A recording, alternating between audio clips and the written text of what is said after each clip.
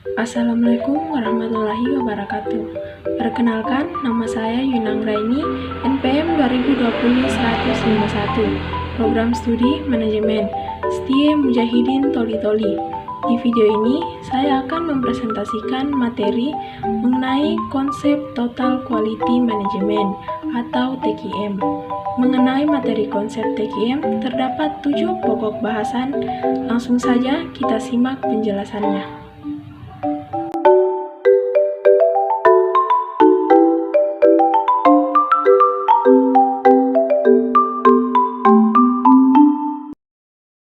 Satu, pengertian kualitas. Kualitas memiliki banyak kriteria yang berubah secara terus-menerus. Orang yang berbeda akan menilai dengan kriteria yang berbeda pula.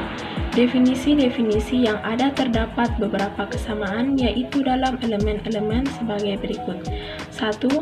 Kualitas meliputi usaha untuk memenuhi atau melebihi harapan pelanggan. 2. Kualitas mencakup produk, jasa, manusia, proses, dan lingkungan. 3. Kualitas merupakan kondisi yang selalu berubah.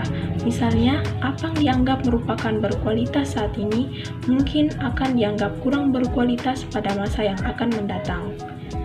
Kemudian, pengertian kualitas menurut Coates and Davis. Kualitas merupakan suatu kondisi dinamis yang berhubungan dengan produk, jasa, manusia, proses, dan lingkungan yang memenuhi atau melebihi harapan pelanggan. 2. Definisi TQM merupakan suatu pendekatan dalam menjalankan usaha yang mencoba untuk memaksimalkan daya saing organisasi melalui perbaikan terus-menerus atas produk, jasa, manusia, proses, dan lingkungannya. 3. Sejarah singkat perkembangan TQM. Evolusi gerakan Total Quality dimulai dari masa studi waktu dan gerak oleh Bapak Manajemen Ilmiah Frederick Taylor pada tahun 1920-an. Aspek yang paling fundamental dari manajemen ilmiah adalah adanya pemisahan antara perencanaan dan pelaksanaan. Manajemen ilmiah Taylor mengatasi hal ini dengan membuat perencanaan tugas manajemen dan tugas tenaga kerja. Volume dan kompleksitas mendorong timbulnya quality engineering pada tahun 1920-an dan reliability engineering pada tahun 1950-an.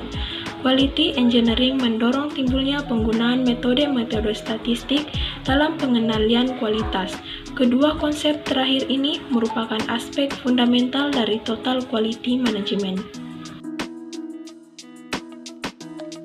4. Latar belakang perlunya TQM. Dasar pemikiran perlunya TQM sangatlah sederhana, yakni bahwa cara terbaik agar dapat bersaing dan unggul dalam persaingan global adalah dengan menghasilkan kualitas yang terbaik.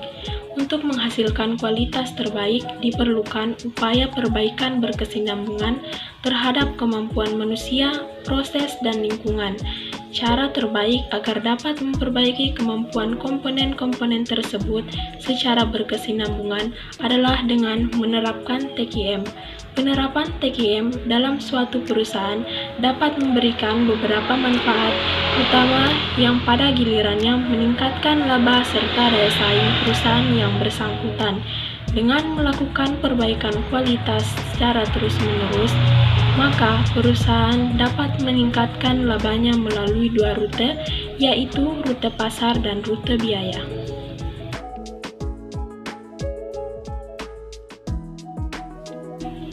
Perbedaan TQM dan manajemen lainnya. 1. Asal intelektual TQM, teori statistik, analisis sampling, dan varians. Asal intelektual manajemen lainnya, ilmu sosial, ekonomi mikro, psikologi, dan sosiologi. 2.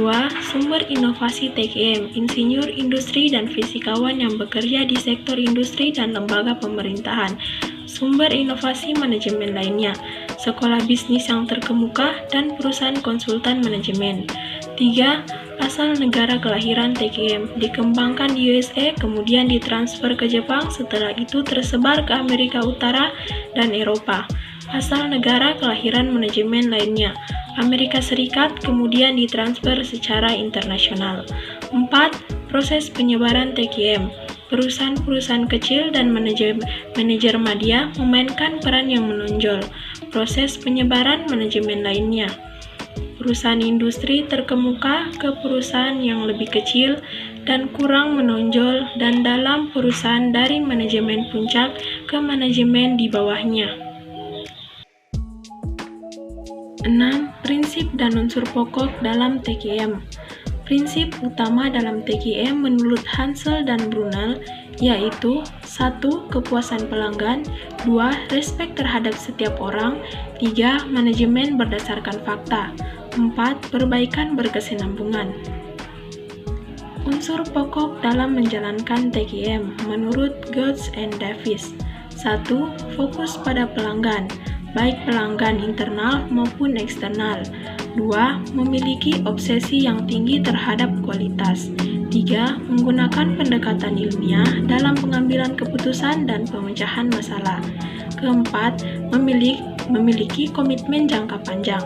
Kelima, membutuhkan kerjasama tim. 6. Memperbaiki proses secara berkesinambungan. Ketujuh, menyelenggarakan pendidikan dan pelatihan. 8. Memberikan kebebasan yang terkendali. 9. Memiliki kesatuan tujuan. 10. Adanya keterlibatan dan pemberdayaan karyawan.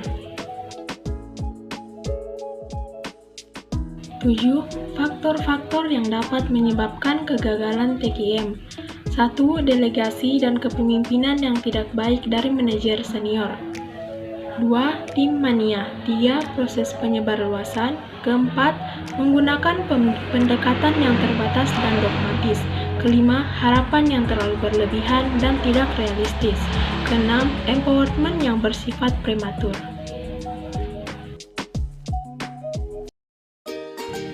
Itulah tadi pembahasan materi mengenai konsep TQM.